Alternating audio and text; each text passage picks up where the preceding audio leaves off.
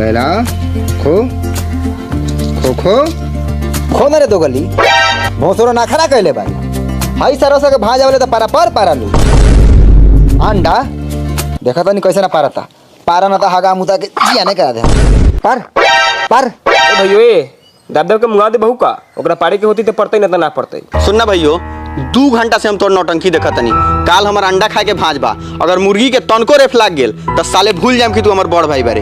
हाँ तो भूलना जो केंगे तोरा सा अंडावा परवा लेता नहीं साले मुंह नगार बल गोबना नाम चाहतन के आज मुर्गी अंडावा ना परो इस तरह के काल भाज बा तो कल 2 गोल अंडा खइयन। लैला लैला आराम से पारो लेकिन आजे पारो गाँव सार लोग हम जानते हैं तुमको उजिया जाइब हमारे बाप के जूस खाना लोग आंटा पर भार लागता एगो मुर्गी पोस ले बानी कोर कुटुमता कुटा बिलाई लेखन दौड़ता रही तो खाई सारवा सब लेकिन ये सार लोग सब बची तो हम लोग क्यों खाई ए लोग के मुंह मारे के बा हमरा हई सरवा से खा लो तो कुछ बोलल ना मऊगाए रहल आ हमरा पर चाप चढ़ले बार डरावे वाला बनी तोरा से अरे अपना काम है बनता आ गार मारवे कुटुम अरे कवनागत के शायरी बोल ले हरी तनको शोभला हुआ पार दिल अंडा लैला अंडा के साथ साथ गंदा भी कर दिलू अब चल जा होकर लगे होकर बाड़ी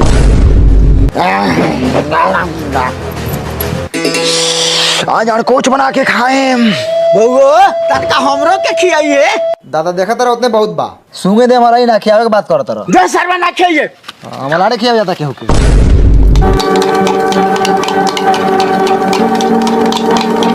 ए माँ ये तनका तेल बेसी रखिए अंडा फूले के चाहिए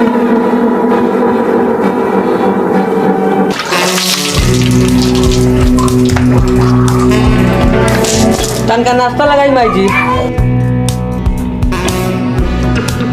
साले के बाप के जिम्मेदारी बा नाश्ता निकाल के रखल जा। साला एगो दमादो बा तो 1.5 महीना से घरे बैठल बा बाहर भीतर जाए के नामे नहीं खेले बा जिंदगी भर हमरे कमाई खाई का दुन सरवा। ए माई तनी हमरो के दी है हमनियो बेटे बनियो रोको ना बाबू हम दे तानी आज अंडा छुआ गेल नु तो चूल्हे फोड़ाई आज। हाँ तोहर बाप ने चूल्हा बनाले बरन फोड़ दिया नी पुतरो कहीं के हरिओम हरिओम हरिओम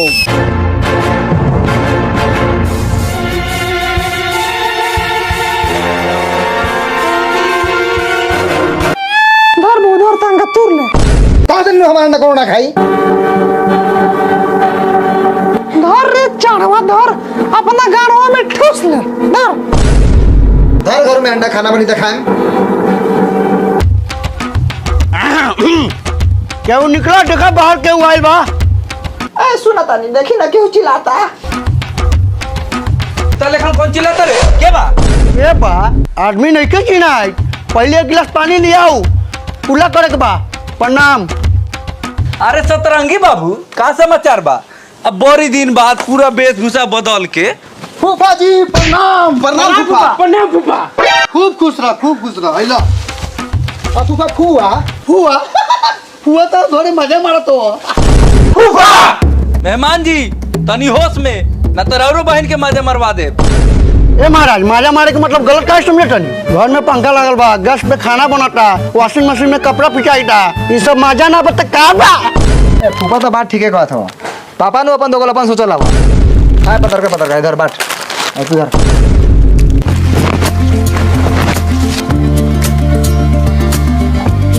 तब मेहमान जी राउर बहनिया माजा मारा था कि ना कोनो ठीक बा माजा मारते होई धनी घर में शादी भेल बा एसी में रहला आ खाना पीना नौकर बनावेला ये सब तो भगवान के मर्जी बा। फूफा ओ फूफा चला ना अंगना में माई बुलावता चला ना माई नाश्ता निकाल के पलंग पर धैले बा चला आओ तनी ए मेहमान बाहर बैठू भीतर का जात नहीं ए हटू सरोजिन बुलाओ तरी 12 दिन होगा वेट कला केने बारे हो करे जा अरे भौजी काल बाओ भौजी प्रणाम खूब खुशी रही बड़ी सुंदर लगा तेरे भौजी मन कर तो काचे छोड़ा आ कहीं ना दिया के समाचार ठीक है मान में की रहुआ लेकिन नहीं की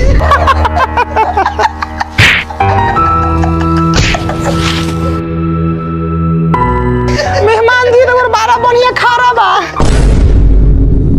कथी भौजी ए राउटी हमरा दिले घबरा गेल हम समझनी कुछ और मारा गंदा गंदा बात सोच के मारा गंदा गंदा बाबू रे फूफा जी के बैठे लगा कुर्सी ले आवा जा है जो जाके कुर्सी ले भाई। तोरा के कॉल हुआ कि हमरा के? तोरा के माई केकरा कॉल है कुर्सी ले आवेला? तेरे बाप के ओ पापा के। पापा जाके कुर्सी ले आओ, फूफा के बैठेला माई कहत हवा। तू सरा खड़ा हो के मतारी की खेला देखा तरह जो साला जाके कुर्सी लिया। हम ये कह जाई हो, एकनी कहला कहला, एकनी के तोर बाप हो कि बाप के बाप हबो। कथी कहले रे साला बाप चाहेंगे बतिबे मारत करा बरे निपुत्रा मुआ ना दे हमरा लइका वाके ए चुप बस रे तू चुप, ज्यादा बोललू तो आज पिठा से फाड़ा। अच्छा जाए दो भाई साहब, खिसियाओ मत, हम खड़े खड़े ठीक बानी। ए चुप साला चुप, तोरा से बोले नहीं की जात मऊगाठी कहीं के। कर कुटुम आवले तो दूरा पर बैठल है, सुरसुराइले घर में घुस गेलन सरोजिन से भेंट करे।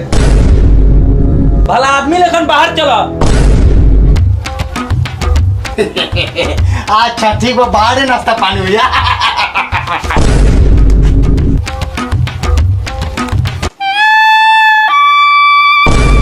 कब से बैठल बानी, सारा नोटंकी देखत तनी, भिखारी ना हई, घर के दामाद हई पुरानका। फूफा नायका दामाद के घर में इज्जते नहीं खे, आ पुरानका दामाद के यहाँ केहू लाड़े पूछता। एगो काम करो ना फूफा, ई घरवा लिखवाना ल। हाँ तो लिखवाइए ले हम, जहाँ एक बार ठाननी तब तो 2-4 कटा लिखवाइए ले हम। हमार लड़वा हिलाओ ना सौरव के बेटा। हाँ यार और बाबूजी और अदले बरन की लिखवा लेबा। ओ भाई जी नाश्ता करबा कि ना करबा कि भूखे रखबा? मिली नाश्ता, इतना छटपटी कथी के बा? भूखे मरल जाता रे का? अइले सरसर अइले घर में घुस गेला। आय जो बउआ से जो फूफाला नाश्ता लेके आओ। ए भैया चल नाश्ता ले आओ जाओ। ए जो कोनो पहाड़ ले आयो के हो, नाश्ता ले आले 4 आदमी जाई, जैसे कोनो आदमी मरल बा कंधा देके ले आयो के बा।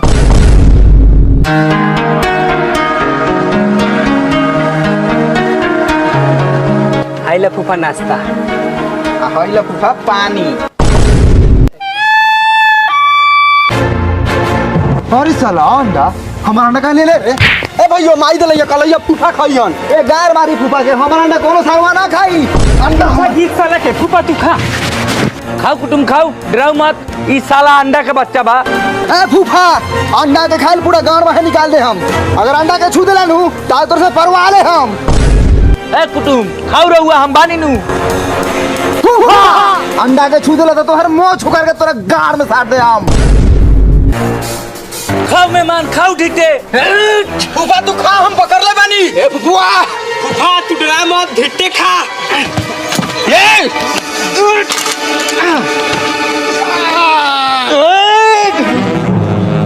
बाप रे बाप, अंडा मुंह में जाता।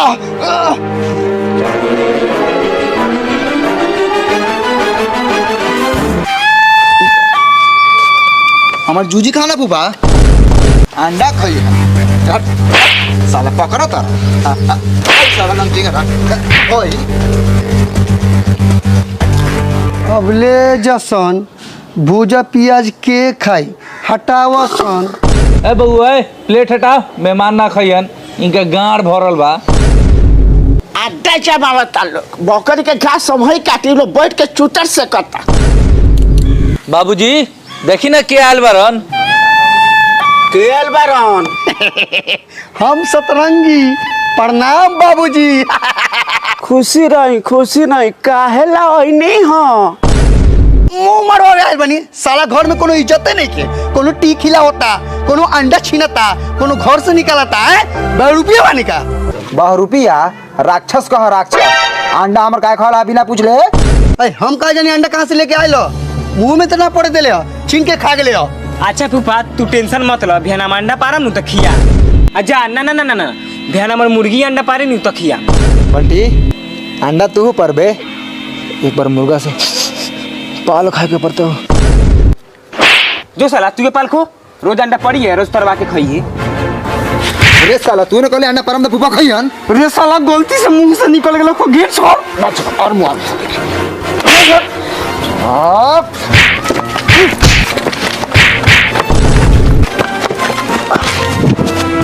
उठी फूफा ए हटी रहुआ उठी फूफा जी। अरे बाबू बाप बउआ जी बैठावा कुर्सी पर। ए हटी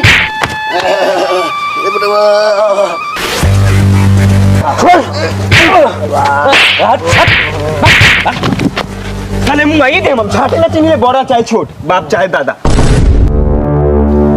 हम तो बेकारे उठैनी फूफा के भले गाड़ छितरा के गिर रहलवा। हम तो कितना बार कर कुटुम के माना कहनी कि हमरा घरे मत आव, हमरा घर में दोगला लड़का से पैदा ले लेबा आ फिर भी लोग दौड़त रहता। ए ससुरारी बात आई ना लो फूफा जी के नाश्ता ना करल हुआ, कम से कम खाना खियावा हूँ। जा बउआ जा, मेहमान के खाना लेके खिया दो, उनका घरों जाए के बा। अभी खाना बनल का के लिया दी लोग। फूफा रात के बसिया रोटी और उबाल सब्जी वाली लिया दी वा खाए में खटता वा। कोनो बात नहीं के सर बेटा, कोनो बात नहीं के। हमरा कोनो काम धंधा बा, बनू गरम गरम खा के जाए। आ फूफा मुर्गो के मीट मंगा दीवा का? ना ना ना ना, मुर्गा के काहे ला लिए खस्सी के लिए आवा। खाए में बड़ी मजा आई। केहू सार हमरा से मीट का पैसा मांग लेलक नु तो उनका मुंह में लार घास दे। कोनो बात ना जो बगो मीट लेके आ जो। चल भैयो रे ठीक कहले हम मीट ले आवेला। आज फुफ्फे के बहाने मीट चापल जैसा साला रोज रोज अंडा खा के लवंडा बनल बनी सा। भैयो रे अपन बापुआ हाथों पर बड़ी जोर से मरले हो। बहुत जोर से? हाँ। अच्छा कोनो बात नहीं के, एक पीस बेसी खाइए सारा दर्द दूर हो जाएगी। हाँ। पाहुन इतना करिए काहे बानी? फूफा जी चिमनी में काम करीले। भोर से कह इतनी इतना झोकड़ल काहे लागे तनिया? फूफा जी राउरो मुहुआ गधा के फूलल गाड़ लेखा लागता। अच्छा दमाद जी मानदान होकेला कि ना कि हमरे लेकिन रोज रोज बेइज्जत होकिले? मानदान हमार झाट होकेला और वो से बतर दशा होकेला, लेकिन चाहेला कि कब चल जाओ, लेकिन हमू खीसे खूटा गाड़ के बैठल बानी 1.5 महीना से। ठीके कहत तनी पाहुन, एगो हमरो समय रहे घर में जाते गोड़ धोआए लागे आ मीट मछली से घर गम गम महके। ठीके कहतानी फूफा जी, लेकिन आज के समय बा मीट मछली तो दूर के बात बा, हई सरव से खाली पाद महकेला। अच्छा ये सब बात ठीक ठाक नहीं के, लेकिन मिठुआ होता ताले आराम कर ली। इस्माइल भाई गोल पीस काटा, गोल पीस।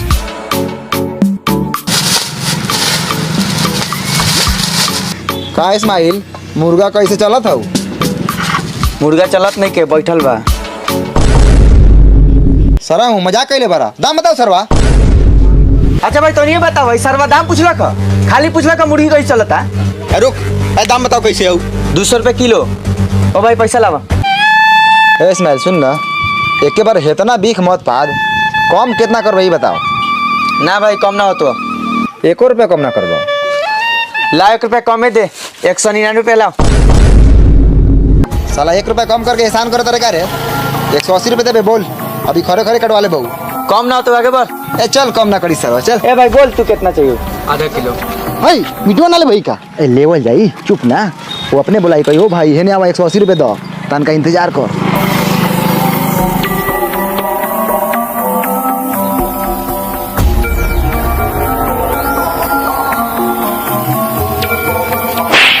कहाँ बोला लोग रे साला? साला दोगला बारे है ना बोले लखा। चल ले लेवल जाई चल।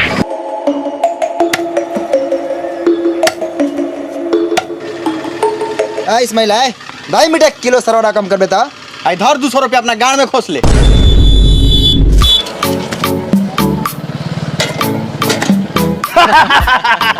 अच्छा एगो समय रहे हमहू बहुत बड़का छिना रहे। फूफा जी रउआ रही हम बानी। पा हाय देखा मीट। देखत तू बड़ा साला सबके दुगलई काचे मीट से मुंह पर मार देल। काथी दोगलाई बतियाला फूफा, मुंह पर ना मरियो तो गांड पर मरियो। देखत तू बड़ा साला के दुगलई बतियाइल, बपो साला कम हरामी नहीं के सब सुनत रहला लइका सबके समझावला ना। हमका बार बोली वेशभूषा बनैले बारा गादहा लेखन त सह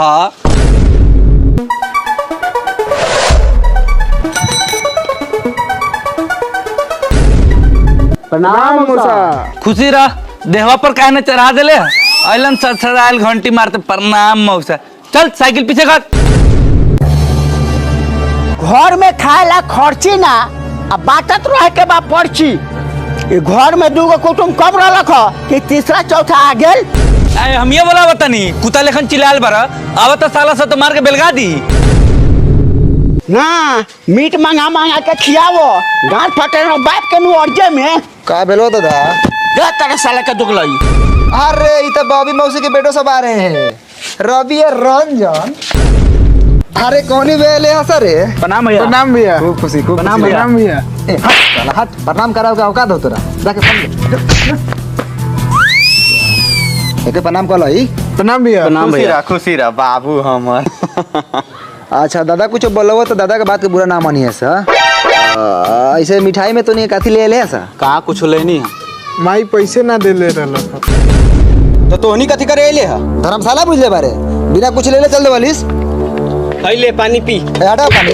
ए का भेलवा पिए दहू। ए मिठाई ना खेले के आयल? जा दे भैया पानी पी लेवे दही। ए बिना मिठाई के कुटुम के सनो करे रे। चल लेके चल घर। जो भाई वो घरे रात हो जाता हूँ, बैठने से कोनो फायदा ना हो। साला दोगला छो सब दुआरी पे कहियो मुतहु ना है।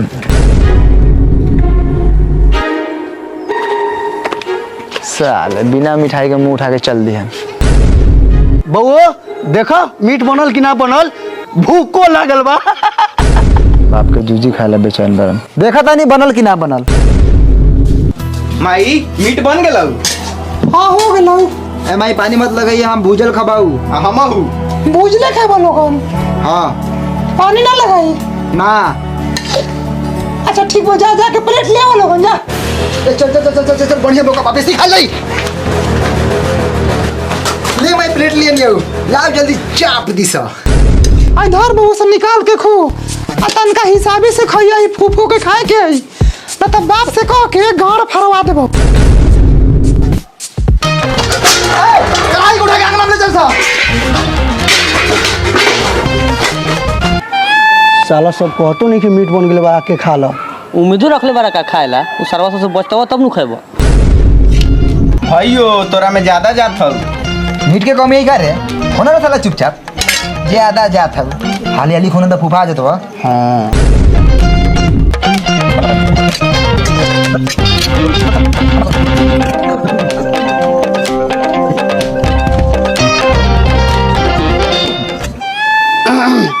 बैठला से काम धंधा ना चले वाला बा दमाजी, अपना से गोड़ा चलाए पड़ी ना तो भूखे गांड चियर के मोर। ए मेहमान भीतर कहाँ बारे बैठू बारे खाना आई। बोलू मत ज्यादा रहुआ, साला हिया भूखे बैठल बैठल गांड की नस फटल बा, आ खाना बाहरे आई तोरी बहिन करा के।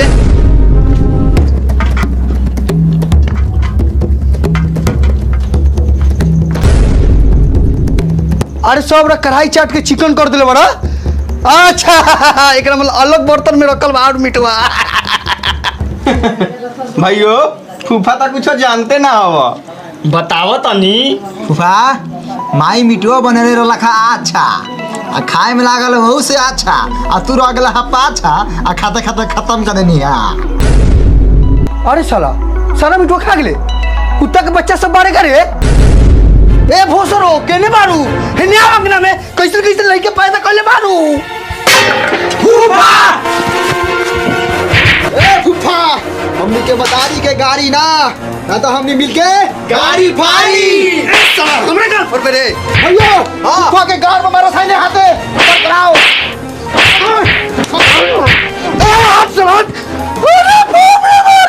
ए मेहमान है रुकी, हम दूसर कुछ ले आओ तो नहीं खाएला। चुप छिनरी। मार दो उसे, मार के फूफा के गाड़ो फाड़ दो। मेहमान आखिर का भेला काहे छिन्नी मौगी लेखन गीत गा के रोवा तनी। लइका से दोस्त सब मिल के मर रखा। बाबा हट जा, आज फूफा के गाड़ फाड़। ए काहे रे का भेला फूफा के घर काहे पड़बे? साला माई के छिनरी कहलक ह मार के धोती कुर्ता फाड़ दे साला के। अब पापा गाड़वा के का करी साथे साथे हुआ फाड़ दे। क्या करता लोगन कि ठीक नहीं क्या हो? बीच में लबर लबर करो तारा। तोरा घरे जाके तोरा बहनिया के चिनरी कहती तो कैसा लगता आपको? चुपचाप खड़ा रह, मतलब फूफा के साथ साथ तोरो गार फरा जाई।